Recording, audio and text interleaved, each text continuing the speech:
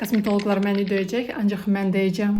Dərdə ləkələrdən tamamilə azad olmaq üçün sizə yalnız elmi sübut olunan bu 4 vasitə lazımdır. Hidrakinon melanin istehsalında iştirak edən tirazinaza fermentini bloklayır, dəridə pigmenti azaldan güclü maddələrdəndir. Ancaq orqanizma toksik təsirinə görə bir çox ölkələrdə qadağan olunub. Bu maddənin toksik təsiri barədə bu videoda danışmışam. Ona görə istifadəsini tövsiyə etmirəm. Azalayan turşusu kliniki tədqiqatlar göstərir ki, 20% azalayan turşusu 4% gidrokinonla ləkələrə qarşı eyni effekt verir. Ancaq gidrokinondan fərqli olaraq təhlükəsizdir və hər gün istifadəyə uyğundur.